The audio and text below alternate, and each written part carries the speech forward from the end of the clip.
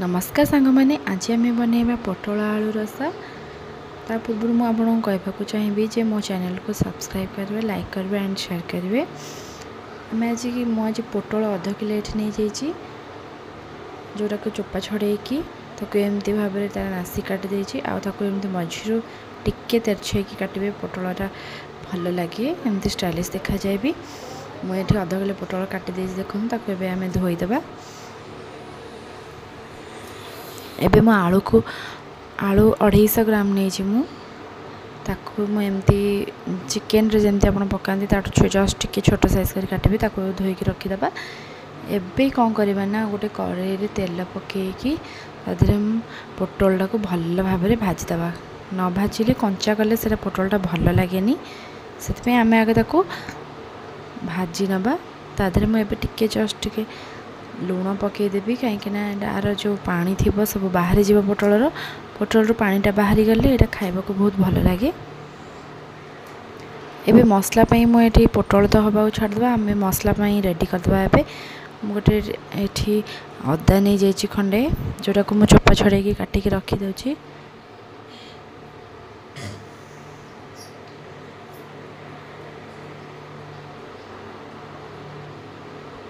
एबे आमे कौन करवा ना गोटे मीडियम साइज रो पियाज बन जा, मीडियम साइज पियाज आ रसुण या आम पेस्ट करदे। एबे मो पोटल को भाजी बसई जो टिके एपट सेपट करदे कहीं यहाँ पोड़ीज न कले एपट सेपट। एबे एमती टिके टिके दाबी दे प्रेस करेंगे कहीं तादर जो पानी थी से बहुत भल भाव में बाहरी जीव।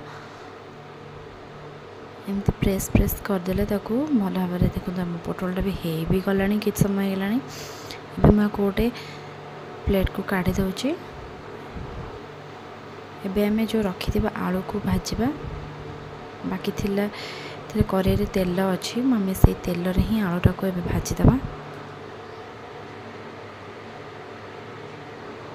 एबे मु ग्राइंडिंग कर देछि देखो तो पेस्ट भल भाव में हो जाइए अदा रसुण पेस्ट। एबे आमे आलू को ता भितर भाजी नवा। आलूटा भी आस्ते आस्ते हो आसला देखु।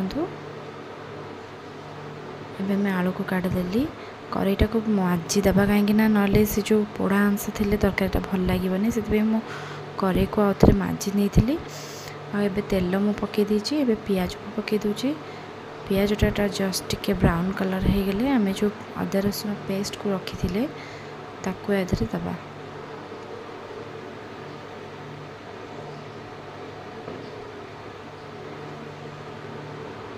एबे मैं एधरे किछि हळदी गुंड आ लुण स्वाद अनुसार जेहेतु आम पोटल रे लुण पकई थिले मुझे कषा करी जेहेतु पानी बेसी रखी से अनुसार लुण ऐड कली। एबे मु टमाटर ऐड करदेवी। टमाटरटा जस्ट टिके हो गला पर आम कौन करबे ना काश्मीर चिली गुंड और धनिया गुंड और मु करी पाउडर पकई देछि। एबे मसलाटा को भल भाव में मिसई देबा। एबे आधे मसलाटा हो गलानी आम एबे आलू को पकेबा कहीं आलूटा भजार सीझी न थाए।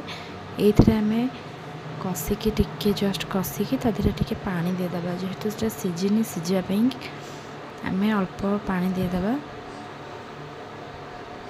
ताको एबे ढाकुणी लगेदेबा सीझापी कि। एबे देखंतु फुटी गलानी।